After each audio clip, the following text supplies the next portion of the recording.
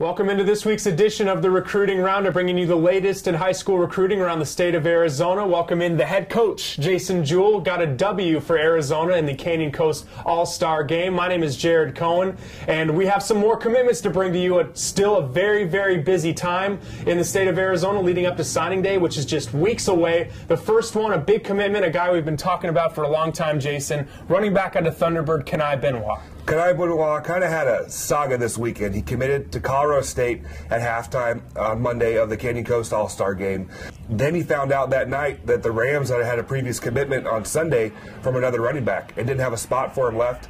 So Tuesday morning, he called UNLV, a place he had already visited, and committed to the Running Rebels. So exciting news for Kenai Benoit, one of the state's most prolific running backs, going to be playing in Las Vegas next fall. The next commitment, Ryan Mckinley, secondary player out of Boulder Creek. He made his commitment as well. The big corner had narrowed it down to North Dakota State, NAU, Montana, visited all three schools, ended up committing to Montana this weekend. Loved it, said they had the best APR in the Big Sky, and thinks that they can be a team to compete for the Big Sky title. One of the many talented players on Mountain Point's roster who had a great team last season was Thomas Warren, the running back. He made a pretty big commitment too. He committed to my alma mater, New Mexico State, over the weekend. He played running back for Coach Vaughn. They are actually recruiting him as a corner. But New Mexico State head coach Dwayne Walker is rumored to have taken the job at Jacksonville Jaguars as a secondary coach. Warren had considered South Dakota State and was supposed to visit him this weekend. We'll see if he ends up visiting the Jackrabbits when this is all said and done. Jason, there's a big offensive lineman on the west side that got his first Division I offer, and he didn't even hesitate. Big Elijah Cox out of Ironwood High School in Glendale. He's 6'5", 300 pounds. He was a sleeper prospect going into the season and through the season.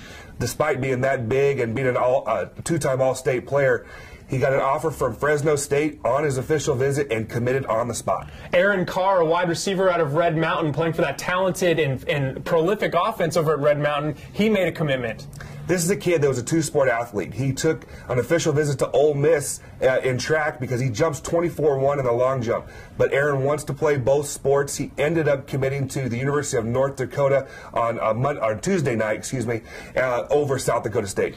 Now, there's a couple players that are going to be headed to the Ivy League. It's very impressive. They're going to be getting a great education and going to be playing football in the process. The first one, another guy that was on your team in the Canyon Coast game, that's Trevor Osborn. He committed at halftime. Trevor committed to Princeton. This is a kid that had offers, full-ride scholarship offers from Western Illinois and South Dakota State, but education was first and foremost for Trevor, and he committed to Princeton. The other Ivy Leaguer is Johnny Payne, the running back out of South Point. Actually, South Point's all-time leading rusher. Very impressive considering the great players that have come out of there and the great athletes. He's going to be committed to Brown. Now, don't forget, we always talk about the big-time offers of Division I schools. There are a handful of other kids that are still getting recruited at the Division II level. We want to make sure we mention those kids. Linebacker Shane Aldrich from Chaparral committed to Colorado School of Mines, and offensive guard Spencer Nathy committed to Colorado Pueblo, one of the top Division II teams in the country, over an offer from Air Force. And now, Jason, there's also some offers that were thrown to some of the top players around the state. Most recently happened on Tuesday night. Devin Allen had an offer that he received that could shake things up a little bit. He was offered by Oregon in football. He had a previous offer from the Ducks in track and has officially visited the school. He had not named the Ducks in his top 6 previously. We'll see if that changes. We talked about Clarence Smith last week, the running back out of Younker. Has kind of a crazy situation the last couple of weeks, but what's the latest? Well, we talked about he committed to North Dakota State, then got a gray shirt offer from Utah. That's still on the table, but most recently Nevada offered him, not as a gray shirt, so they're talking about him coming in the fall. He's going to visit Utah this weekend and Nevada the last weekend.